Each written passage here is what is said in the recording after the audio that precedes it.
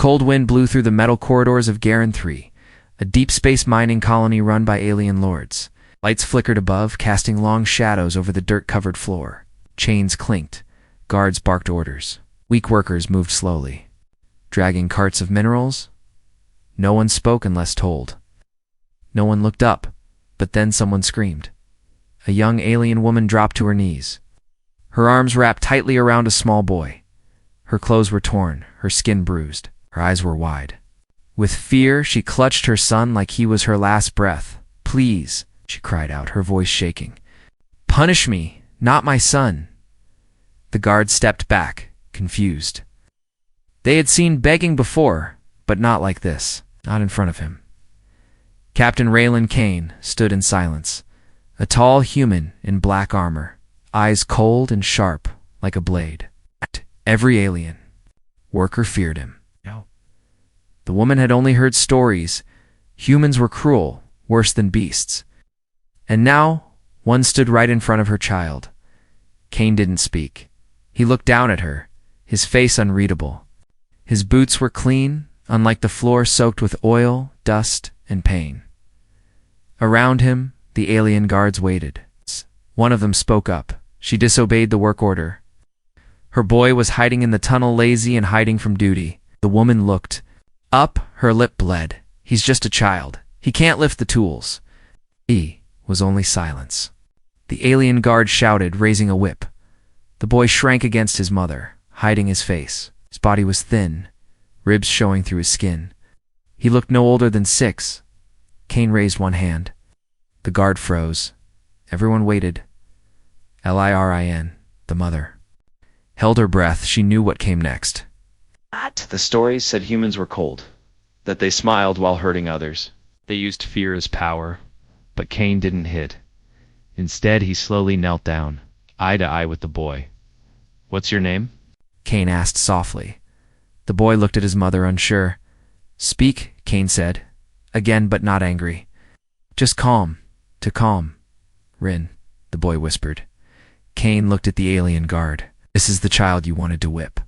The guard nodded. "He's not working. He broke code." Kane stood up straight again. "You will never raise your hand to him again." "What?" the alien hissed. You! He broke. Kane turned sharply. "Did I speak in confusion?" The guard backed off, scared now. "No, Captain." Lyrian didn't understand. This wasn't what she expected. She expected screams, pain, but this human, he was defending her child.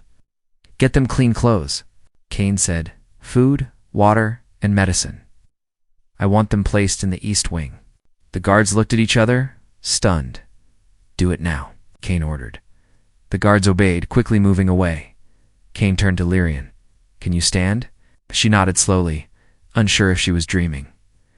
"I don't punish the weak," Kane said. His voice low. "I punish those who make them suffer." Lyrian clutched her son tighter. "Why? Why are you helping us?" He didn't answer. He just walked away, his back straight, his pace slow, his hands still behind his back. Lyrian was taken to a quiet corner of the station, a place with light, warmth, and silence. It felt strange. Wrong, even. Was this another trick? Some game? Boy Rin sat on the bed, holding a blanket. "Mama, he didn't hit me." "No," Lyrian whispered, still watching the door. "But maybe he will, maybe later." But the hours passed. No guards came. No pain followed. Just food, water. Silence back in his command office. Kane watched the footage again. He zoomed in on the child's face, the fear in those eyes. It wasn't fear of humans. It was fear of the aliens running this place. The same ones who smiled and bowed to Kane when he arrived. He poured a glass of water and didn't drink it. He remembered a different child, years ago, also small, also scared.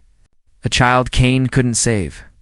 His hands tightened around the glass until it cracked. A soft knock came on the door. "Captain," said his aide.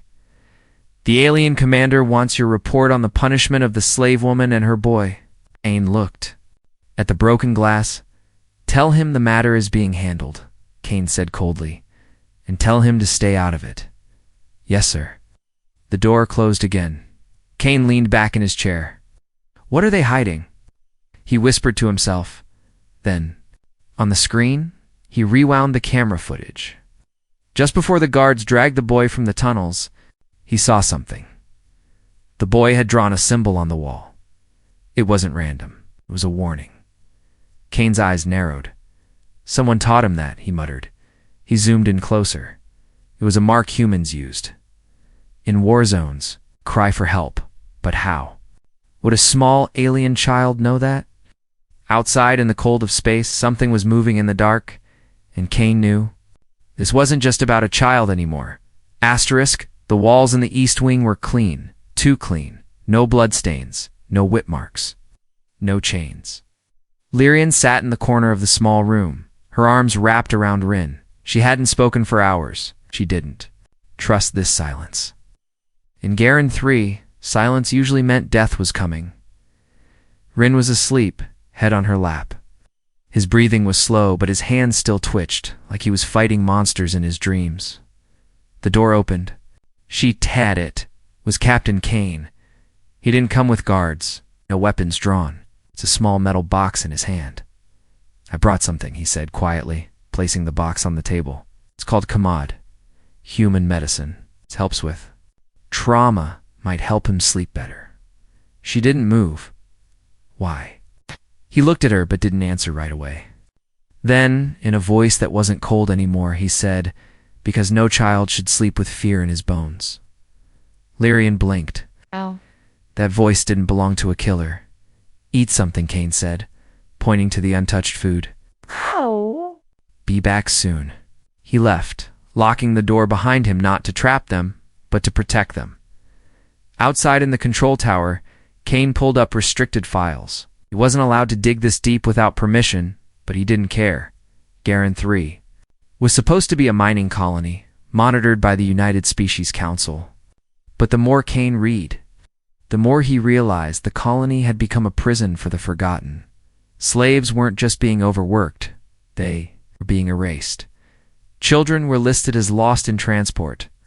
Hundreds, mothers were punished for giving birth. Whole families were buried under false reports.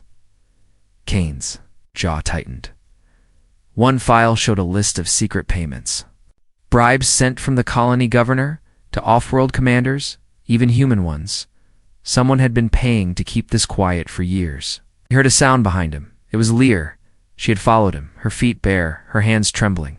You weren't supposed to see that, Kane said softly. I know, she replied, voice thin.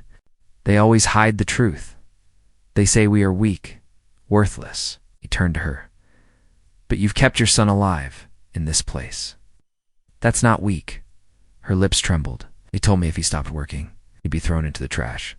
Kane's fists clenched. She looked into his eyes. Why do you care? He didn't answer, but his hands, still in fists, were shaking now. Because I lost someone once, he said. Little girl. She looked just like him. Silence filled the air. Suddenly, a red alert flashed across the screen. Internal breach, East Wing. Kane rushed out. Lyrian followed, heart racing. When they reached the room, the door was open. Erin was gone. Her scream tore through the hallway. No. Rin. Guards arrived, confused. Captain, we didn't open this door. Kane scanned the security feed. A figure in armor had entered the room, face covered. They had picked up Rin and vanished through the service hatch. Find that hatch, Kane ordered. But Lyrian dropped to her knees again, tears flooding her cheeks. They took him again. This time, Kane didn't hesitate. He grabbed a plasma rifle and headed straight for the lower decks behind him. Lyrian stood up, wiped her tears, and followed. Down in the underbelly of the station, it was dark and filled with steam. Pipes hissed, shadows moved. Kane kicked open a sealed gate. Inside was a hidden room. Old furniture, empty crates, blood on the floor, child's shoe. He scanned the floor with a tracker. It beeped rapidly. He found Rin's ID chip. Torn from his arm next to it was a small puddle of blood, but no body. He's not dead, Kane said. If they wanted him gone, they'd leave a message. Lyrian touched the wall, and gasped. There, scratched into the metal, were letters written by a trembling child hand. "Mama, help me." Her breath caught. "He's alive," Kane said. Again, they took him for a reason. Lyrian turned to him, eyes full of fire now. "Then we find him." Kane looked into the shadows, thinking, who would take the boy? Why now? What secret did this child know? Suddenly, a voice came through his earpiece. Static at first, then clear. "Captain, the alien governor wants to see you," he says. "Stop digging." Kane didn't respond. The voice added, "Sir?" He also said this. "Tell Kane that one lost alien child is not worth war." Kane smiled, but it wasn't kind. He looked back at Lyrian. "They made a mistake," he said. "They touched a child I swore to protect. And now?" "Asked, now?" Kane growled, loading his rifle. "We burn the lies off this station one layer at a time." The alarm buzzed again, louder, sharper. Red lights flashed across the steel walls. Like bloodstains on metal, Captain Kane didn't blink. He walked through the lower tunnels of Garen 3 with long, silent steps. His weapon was in hand, eyes scanning. Every shadow. Lyrian stayed close behind him, her breath shaky, her eyes wide. Every echo felt like a scream. Her son was missing again, not lost. Not escaped, taken, and someone had made it look. It's clean to clean. They moved deeper into the forbidden parts of the colony. This zone wasn't on any map. No cameras, no patrols. Only silence and a smell, rot, the smell of something old. And dead. Kane stopped beside a rusted hatch. His scanner beeped low and slow. "He passed through here," he said. Lyrian stepped closer. "You're sure?" "His DNA," Kane said. "It's fresh. 3 hours old. He's close." She bit her lip. "Take a child? He has nothing. He knows nothing." But Kane wasn't so sure anymore. They opened the hatch. A long tunnel stretched ahead. Broken lights flickered above. Footsteps echoed in the dark, but not theirs. Someone's ahead. Moved quickly now. Quiet, deadly, like a shadow with purpose. Suddenly, a noise came from the side. Whimpering, Kane raised his hand. Lyrian stopped. He followed the sound. At the end of a cracked hallway, they found a small crate. Locked from the outside, inside. A girl, not Rin, but she was alien to her face, covered in dirt, her eyes full of fear. Kane broke the lock. She didn't speak. She only pointed down the corridor, then made a strange gesture with her hands. Kane frowned. "That's old sign language, military rescue code." Lyrian's eyes filled with fear. "Where did she learn that?" Kane kneeled. "Who taught you those signs?" The girl whispered something. Kane leaned closer. "A boy with silver eyes," she said. "He drew the signs, told me not to cry. Said he'd come back." Lyrian gasped. "That's Rin." The girl nodded. "They took him when he wouldn't stop drawing." "Drawing what?" Kane asked. She pointed at the wall. "That." They turned. Scratched into the metal was a perfect map. K's secret floor plan. Drawn by a child, it showed hallways no one was supposed to know. Rooms hidden behind rooms. Routes between levels that only a builder or a hacker could understand. Rin had drawn it. From memory, Kane stared at it, stunned. This boy. He remembers everything he sees. Lyrian was silent. Then she said, "When he was small, I saw him draw machines from scrap. He never forgot anything, not even smells." Kane shook his head. "That's not just memory. That's eidetic recall. Full data capture. He's more than smart. He's dangerous to the ones hiding secrets." She whispered, "That's why they took him." Before Kane could speak again, the lights above shut off. Darkness, then footsteps. Slow, heavy. Someone was coming. Kane pulled Lyrian and the girl into a side room. He watched through a crack. An armored figure walked past. Not alien, not human, something else. A skin like bronze, armor fused to its body. Its eyes glowed red, Kane whispered. "That's a bounty class extractor, military grade. It hunts targets and erases witnesses." Lyrian's voice trembled. "They didn't send soldiers. They sent machines." Kane opened his wristpad, calling HQ for backup. The signal was dead. The device sparked, then went black. "They've blocked communication," he said. "We're cut off." He turned to Lyrian. "They want to erase your son, not just kill him. Erase every trace he existed." "No," she said. "I won't let that happen." Neither would Kane. They moved fast now, following the map Rin had drawn. Every turn, every stair, every hidden panel. It was real. The boy had mapped it all with perfect precision. It led them to a sealed chamber. Deep below the colony, inside was a stasis pod. It was cracked open, empty. Next to it, a single item, Rin's necklace. The one she gave him when he was born. Lyrian fell to her knees. They froze him. Kane looked at the side console. No, not just froze. They moved him, pressed a few buttons. The screen lit up. Destination, unknown sector file. Black Echo. Kane's face changed. "Black Echo," he muttered. "That's not a place. That's a code name. For offer-core disposal zones." "You mean they sent him away?" she asked. "No," Kane said. "They sold him." Lyrian's heart cracked. "To who?" Kane didn't look at her. He just stared at the screen.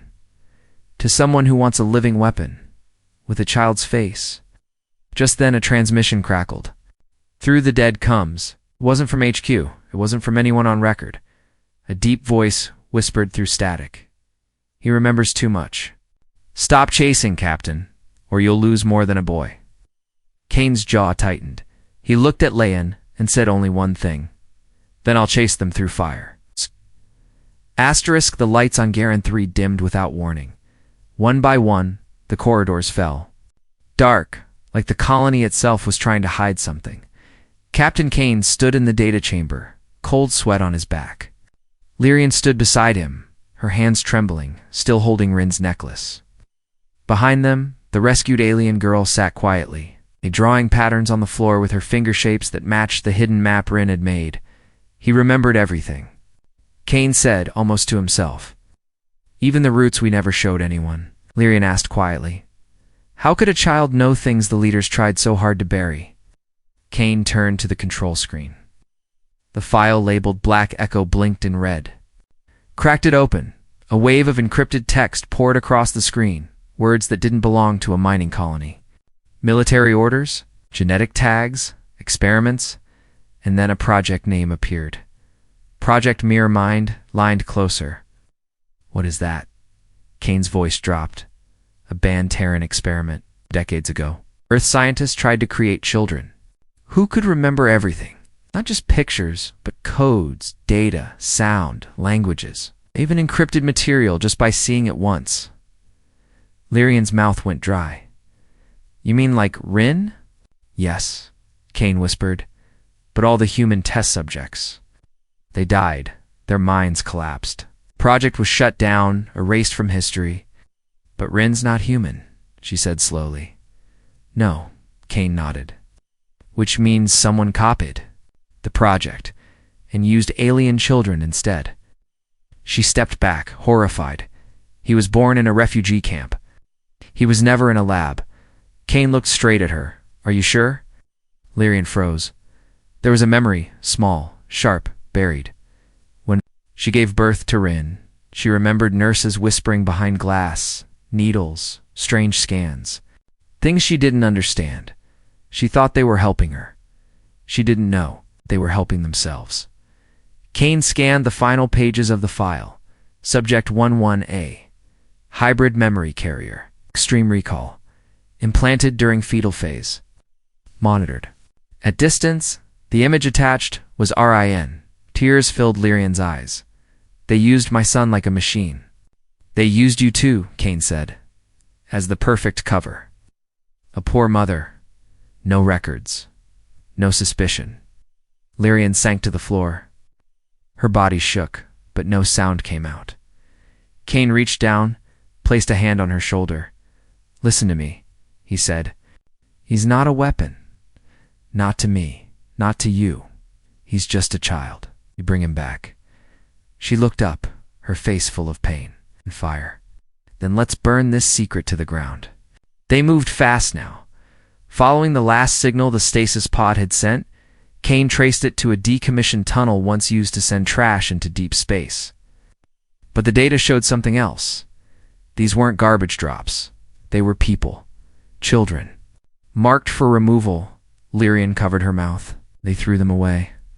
No, Kane said, his voice turning sharp. They shipped them off. Somewhere deep. Somewhere hidden. They reached the end of the tunnel. There, beneath a pile of broken crates and rusted metal, Kane found something strange.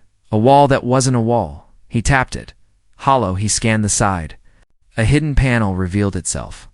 Locked by voice code. But Rin had already drawn it once before. Kane remembered the strange letters. The boy had scratched into the wall days ago, symbols no one understood. He repeated them aloud. The panel clicked. The wall slid open. Behind a tan ancient command center, dark and cold. Powered by a forgotten generator. Inside were pods dozens, some broken. Some sealed, each with a child inside, frozen in sleep. God, Kane whispered, this isn't a colony, it's a harvesting ground. One pod had a nameplate burned off, but the inside was empty. He was here, Lyrian said, placing her hand on the cold glass dot. Kane checked the main console. A recent log flashed. Subject 11A. Exported to vessel Sky Mirror. Bound for deep black sector. Authorized by High Command Human and Alien Joint Clearance. He stepped back. This wasn't just aliens. Humans were part of it too. Suddenly, the lights flickered. The girl behind them screamed. Two figures dropped from the ceiling vents, black armor. Silent feet. Rifles ready. Targets confirmed. One of them said in a dead voice.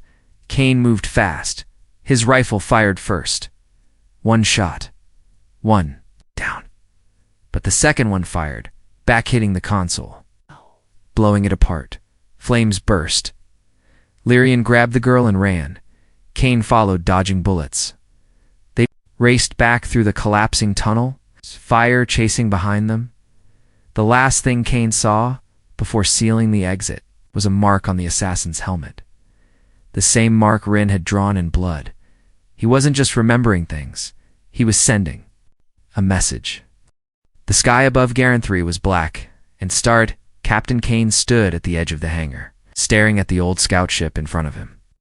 It was half-broken, its outer panels scarred from past battles. Rust covered the wings. The engines pulsed, like a dying heart. But it could fly. That's all he needed. Inside the main tower, alarms were ringing. Kane, report to command. Someone shouted through the comms. You're acting without clearance. Return now or face full military charges. He didn't reply. He pulled the earpiece out and crushed it under his boot. Beside him, Lyrian was already inside the ship. Her face was pale, but her hands didn't shake anymore. Do you really want to do this? Kane asked. She looked straight at him. He said he's not a weapon? Then let's prove it. Kane smiled faintly. Strap in. The engines roared to life. The scout ship lifted off and shot into the stars. Silent and unauthorized.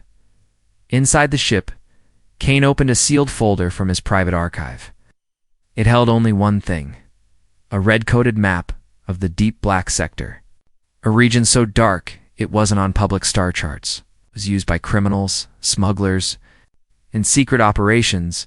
In the center of the map floated a name. Sky Mirror. Kane stared at it. A ghost ship. He whispered Lee. Elrin sat beside him, her fingers gripping the edge of her seat. That's where they took Rin. Kane nodded. Sky Mirror isn't just a ship. It's a lab. A moving one. No signal in or out. No laws, no rescue. Her eyes filled with fear. So how do we find him? Kane pointed at his temple. Because he left a trail. He opened the nav logs. Hidden in the corners of old signals were strange patterns. Broken words. Pieces of language that made no sense at first. But to Kane, it was clear. Rin used starfield patterns, he said. The way ancient sailors once used stars to send messages. He rearranged satellite echoes into codes. He's calling for help in his own way. Lyrian blinked. But how? He sees everything, remembers everything, even the stars. Ship jumped into warp. Stars stretched into lines, and then blackness the deep. Black sector, no stars, no sound, only the echo of distant energy pulses. They drifted in silence.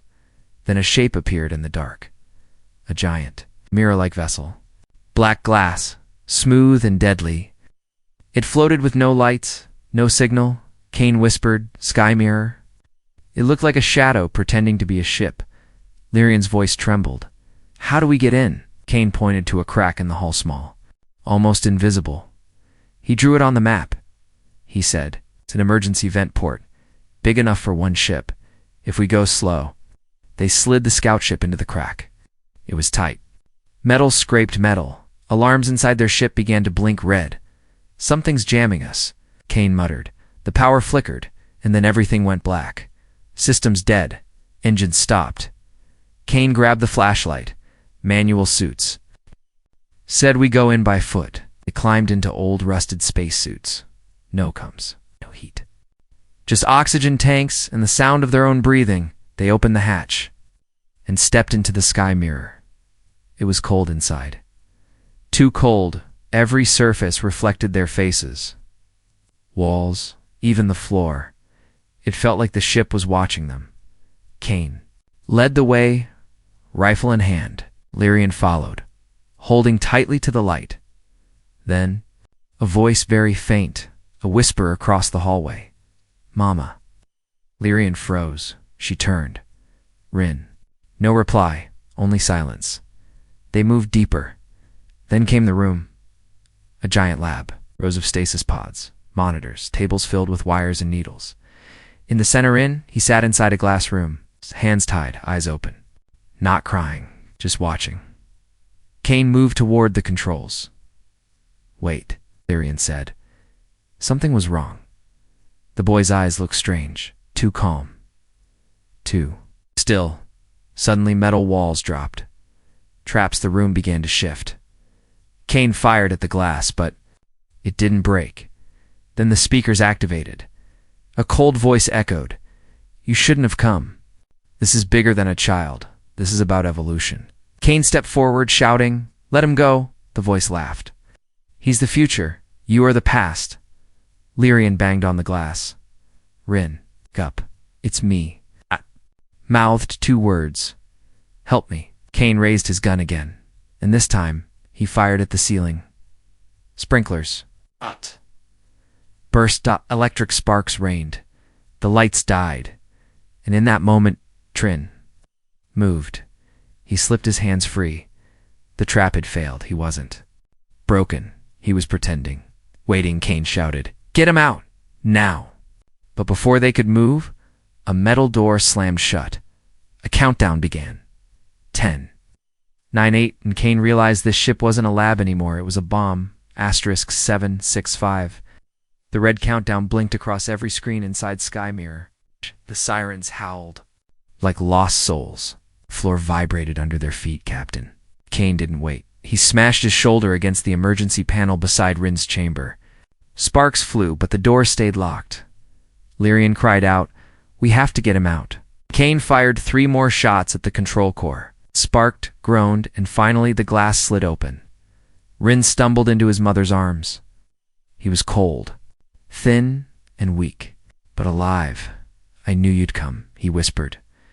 Lirin held him close, her heart pounding. "Always, always, my little one." But the voice returned, not from a speaker this time, but from behind them.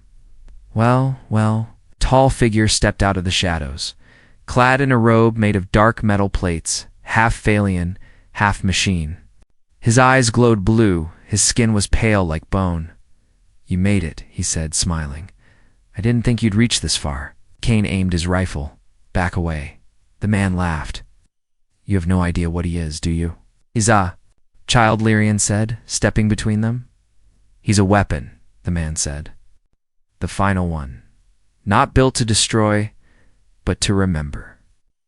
Every secret, every formula, every war plan whispered in the dark. And now, it's all in his head. Kane didn't flinch. "That's why you froze him. You couldn't crack the data, but you thought time would loosen it." He didn't break. The man replied coldly. So now we erase him along with you. 3, 2. Rin looked up, his lips moved fast. Kane barely caught the words. Energy core is beneath. Weak spot is behind speaker vent. If I trigger overload, ship can't detonate. Kane blinked. You can stop it? Rin nodded, but I have to go alone. No, Lyrian said, holding him tighter. There's no time, Rin whispered. Please, Mama. I remember everything, even how to save. Lyrian trembled and slowly let him go. Kane covered Rin as the boy dashed into the chamber's underfloor vent. The masked man shouted for guards, but none came. The ship was too deep in blackout. The lights turned red, then dashed nothing. Silence. No explosion, just cold silence. Then came the boom, but not from the bomb. A different blast shook the ship. RIN had reversed the signal, the overload failed. The power core ruptured instead. The ship groaned. Tilted sideways, Kane grabbed Lyrian and ran. RN came crawling back, soot on his face, coughing, but grinning. I did it. But Sky Mirror was dying now. Fires lit the hallways, gravity failed. Metal groaned as the ship split from the inside. Reached the cargo bay, barely staying upright. Debris fell around them. Panels crashed. Oxygen tanks burst. Kane spotted an escape pod. One last pod, dusty and unused. But the masked man was waiting. He stood in front of it, arm bleeding, smiling still. You think this ends here? He growled. The galaxy fears war. But it should fear memory. That child is a galaxy killer. You protect him now, but later, everyone will come for him. Kane stepped forward, lowering his gun. No, he said calmly. Then he threw a metal pipe straight into the leaking plasma tank. Beside the masked man, boom. Flame swallowed him whole. Kane pulled Lyrian and Rin into the pod, slammed the door, and hit launch. They shot out into the void as Sky Mirror began to collapse behind them. Pieces of the ship broke apart like shattered glass. From space, it looked like a star going dark inside the pod. They floated in silence. Rin leaned his head on his mother's shoulder. Lyrian kissed his forehead. You were so brave. He closed his eyes. I was just scared, but I remembered. The way out. Kane looked at them, breathing hard. He tapped the emergency beacon. Someone, somewhere, would hear it. He sat down across from them, then spoke softly. I gave up on peace a long time ago, Kane said. But you brought it back to me, Lyrian looked at him. Why did you fight so hard for a child that wasn't yours? Kane stared into the stars. Because he reminded me what it means to be human, he said. The pod drifted silently, glowing faintly against the dark sky, but far behind them. A single drone floated among the wreckage of Sky Mirror. Its red eye blinked once, then turned green, and a message was sent. Subject 11A has survived. Activating Phase 2, asterisk. The rescue ship drifted toward the escape pod like a silent beast in the dark. Its hull was marked with the symbol of the Terran Peace Authority. Strong, unshaken, human, inside the pod. Captain Kane stood tall, blood dried across his sleeve. Held Rin close, both of them wrapped in emergency blankets. The ship's docking arms pulled them in. The hiss of decompressing air sounded like a breath from heaven. The door slid open.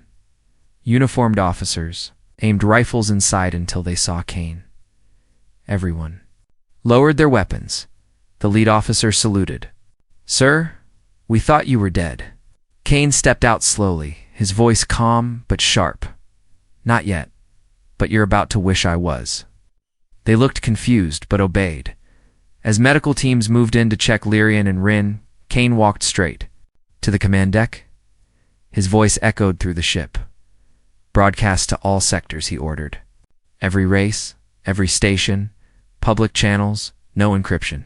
Captain, that violates! I said broadcast it. Inserted a small data cord taken from Sky Mirror before it exploded. The screens lit up. Faces across the galaxy saw the truth. Video of the hidden children frozen in stasis. Secret messages. The proof of Project Mirror Mind, of innocent lives used as memory tools, of leaders both human and alien signing off on it. And then they saw Rin's face. A small boy, a soft voice, and a final message. I'm not a weapon. I just remember. But now, you remember too. The galaxy went silent. Then it erupted. Protests, investigations, arrests. Some commanders vanished. Others begged forgiveness. Civil unrest spread across worlds. Its old treaties cracked. The lies were no longer hidden, but some wanted the boy dead still. The data was out, but Rin still remembered more. Things even Kane hadn't unlocked. The Peace Authority called Kane back to Earth. He refused. Instead, took a new ship, quiet, fast, untraceable, and disappeared with Lyrian and RI. They traveled far from core worlds, living in shadows. Every now and then, people whispered of a dark vessel passing through forgotten systems, a human ship with alien passengers, a protector, a soldier, a ghost, and then trouble came again. Months later, on the edges of Zyra's system, a bounty fleet arrived. Dozens of ships. Hired by those who feared what Rin still remembered, they didn't knock. They fired. Missiles lit the sky. Laser fire cut through. Darkness. But before they could land a final blow-up, single blast came from the other side, bright as a star. It wasn't from a warship. It came from Kane. He had upgraded. His vessel's silent shields, hidden cannons, stolen tech. He stood alone on the bridge. Do you know what happens? He said softly to the incoming fleet. When you chase a child protected by a human. They didn't answer, so he did. They stopped running. His ship roared to life, faster than light, smarter than AI, controlled by Kane's hand alone. It moved like nothing they had ever seen, and within minutes, the fleet was going to burn too. Ash, scattered in space, no survivors. Lyrian watched from a distant cliff on a quiet moon, holding Rin's hand, didn't smile. He just looked up at the stars. They'll keep coming, won't they? He asked. Lyrian knelt beside him. Yes, he looked at her. Then we have to stay hidden forever. She hesitated, then shook her head. No, she said. You just have to keep reminding the galaxy who protects you. Kane landed nearby. Stepping out of the ship, he walked toward them slowly. He looked tired, older, but in his eyes fire still burned. Yiren looked up at him. You're not afraid? Kane knelt down. I've seen war, he said. Real war. Planets burning. Cities falling. I've seen what fear does to people. Then why protect me? Rin asked again. Kane smiled. Because when I see you, I don't see a weapon. See a reason not to go back to that? Rin nodded. He didn't cry. He understood. From behind them, a small device beeped. Kane checked the message. Another threat. Another fleet, this one bigger. Lyrian asked. Will you run this time? Kane stood. No, he said. I'll warn them once. And if they don't listen? She asked. Kane looked at the stars. Then I'll show them what one human with a promise can do.